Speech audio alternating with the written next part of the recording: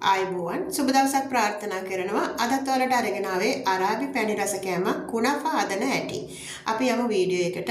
ඉතින් වීඩියෝ එකට යන්න කලින් මතක් කරනවා ඔයාලට තවමත් මාලි ඩිසිල්ලා කියන මගේ YouTube channel එක subscribe කරලා නැතිනම් subscribe කරන්න. ළඟින්ම තියෙන notification bell එකත් all දාලා තියාගන්න. එතකොට තමයි මේ වගේ වටිනා වීඩියෝ එකක් ඔයාලට මම upload කරපු සැනින් ලැබෙන්නේ. අපි යමු වීඩියෝ එකට. මේකට අවශ්‍ය වෙනවා කුණෆා. කුණෆා කියන්නේ මේක එක එක වර්ග වලින් තියෙනවා. අධිශීතකරණයේ ඒ කියන්නේ ඩීෆ්‍රෙසර් එකේ තියෙනවා. එහෙම නැතුව ෆ්‍රෙෂ් එක ගන්නත් තියෙනවා. ඉතින් මේ තියෙන්නේ අධිශීතකරණයේ තිබිච්ච එකක්. මං අයිස් යන්න එළියෙන් තියලා ඊට පස්සේ කෑලි වලට කඩා ගන්නවා. ඉතින් ෆ්‍රෙෂ් එකත් මේකේ ගන්න පුළුවන්. ඒ වගේම මේකේ ඩ්‍රයි කරපු එක පොඩ්ඩක් බැදපු එක වෙනම තියෙනවා පොඩ්ඩක් දුඹුරු පාටින්. ඔයාලා කැමති එකක් ඔයාලට ගන්න පුළුවන්. හැම දෙයක්ම මේකට සුදුසුයි. ඉතින් ගොඩක් මේක ගැන දන්නේ නැති සමහර අය ඉන්නවා. ඒකයි මම පොඩ්ඩක් ඒ ගැන කිව්වේ.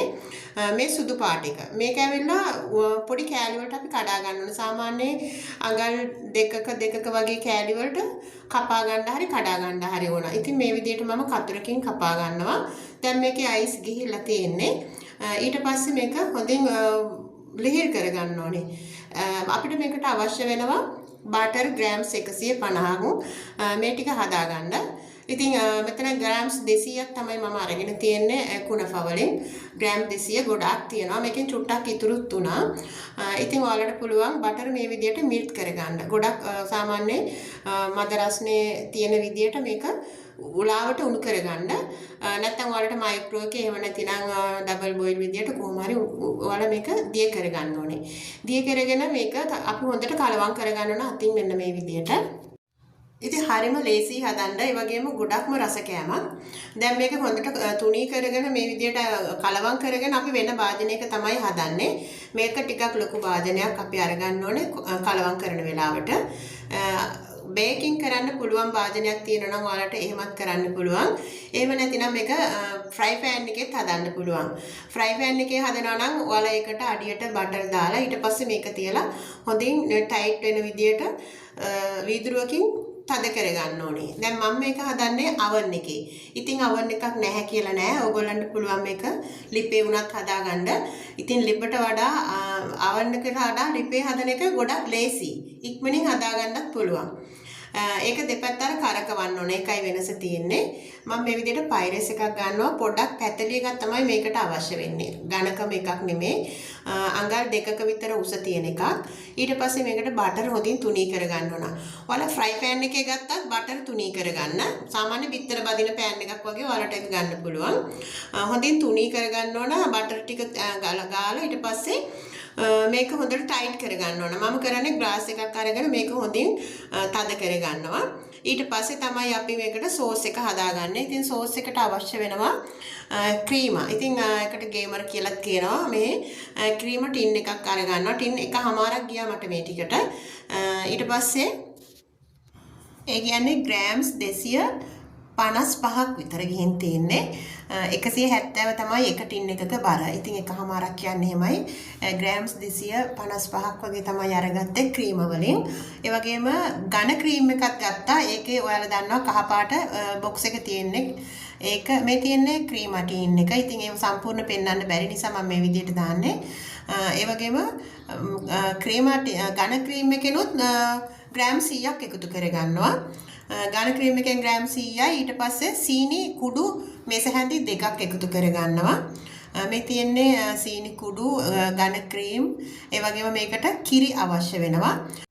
ෆ්‍රෙෂ් මිල්ක් හොඳයි මේකට. ඉතින් සීතල ෆ්‍රෙෂ් මිල්ක් තියෙනවා නම් ගොඩක් හොඳයි. කිරි කෝප්පයක් විතර එකතු කරගත්තා. ගොඩක් මේක දිය කරගන්නේ නැහැ. සාමාන්‍ය ඝන ගතියට තමයි තියෙන්න ඕන මේ ක්‍රීම් එක. මොකද අපි අර හදාගත්තු කුණෆාට උඩින් මේක තියන් දාන්න ඕනේ. සාමාන්‍ය ගතියකට මේක මෙන්න මේ විදිහට ඔයාලට පුළුවන් වික්ස් එකකින් කලවම් කරගන්න. ඉතින් සමහර මේකට කෝන් ෆ්ලා දානවා. ඉතින් කෝන් ෆ්ලා දාන්නේ මේ ටික දාන්න නැතුව මේ මම හදන විදිය තමයි. ඊට පස්සේ මේ විදිහට අපි සම්පූර්ණ වැහෙන්න දාගන්නවා. දාගෙන ඊට පස්සේ අපි අර කුණප වලින් කොටස එකතු කරගත්ත ඉස්සෙල්ලා ඉතුරු කොටස තමයි දැන් ඊට පස්සේ උඩින් එකතු කරගන්නේ. හැබැයි ඒක එකතු කරගන්නකොට ගොඩාක් තලා ගන්න එපා. එතකොට මේ ක්‍රීම් එක එහාට මෙහාට වෙලා උතුරයි. ඊට වඩා හොඳයි සාමාන්‍ය අතින් චුට්ටක් විතර ටච් කරගන්න එක. ඩිස්ක්‍රිප්ෂන් එකේ ඔයාලට අවශ්‍ය දේවල් මම ලියලා තියන්නම් ප්‍රමාණයන් සමගින්. දැන් හරියට තුනී කරගත්තා. ඊට පස්සේ අපි කුණාෆා ටික මීට උඩින් එකතු කරගමු. ඒ වගේම මේකට සැෆ්‍රාන් ටිකක් අවශ්‍ය වෙනවා.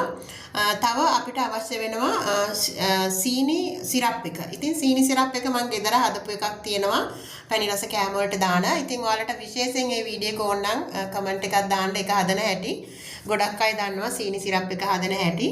ඒකට සැෆ්‍රාන් දෙහි කෑල්ලක් එකතු කරලා සීනි දිය කරලා ඊට පස්සේ උණු කරලා තමයි ගන්නෙ සැෆ්‍රාන් ඒ සිරප් එක. ඒක මම හදාගෙන තියෙන්නේ. ඉතින් අපි තව ඉතුරු බටර් ටිකත් මේ විදියට උඩින් දැන් මේකට යා ගන්නවා. ඔයාලට පේනවා ගොඩක් තද කරන්නේ නැතුව මෙන්න මේ වගේ ඇඟිලි තුඩු වලින් පොඩ්ඩක් ලෙවල් කරගන්න තියෙන්නේ. ඊට පස්සේ සැෆ්‍රාන් ටික තමයි මම එකතු කරන්නේ.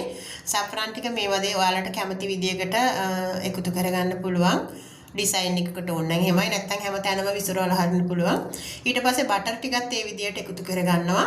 එතකොට තමයි අපිට ගොඩක් රස බටර් එක එහෙම එනකොට ගොඩක්ම රසයි. ඒ වගේම මේක අවසානයේට ඩෙකොරේෂන් කරන්න පිස්ටාෂියෝ පවුඩර් එක අවශ්‍ය වෙනවා. ඉතින් ගෙදර තිබුණ නැහැ පිස්ටාෂියෝ පවුඩර් එක. ඔයාලට පුළුවන් මේක ඩෙකොරේෂන් කරන්න වටේට රවුමට කැමති ඩිසයින් එකක් දාලා රෝස මල් පෙති වලිනුත් සමහර මේක වියලි රෝස මල් පෙති වලිනුත් ඩෙකොරේෂන් කරගන්නවා. ඉතින් තවත් ලස්සන කරගන්න රස කරගන්න ඔයාලා හදනකොට ඒ කැමති විදියකට මේක ඩෙකොරේෂන් කරගන්න පිස්ටාෂියෝ පවුඩර් එකෙන් එහෙම නැතිනම් රෝස මල් පෙති වලින්. ඔන්න දැන් හදාගෙන ඉවරයි. ඊට පස්සේ මම මේක බේක් කරගන්නවා.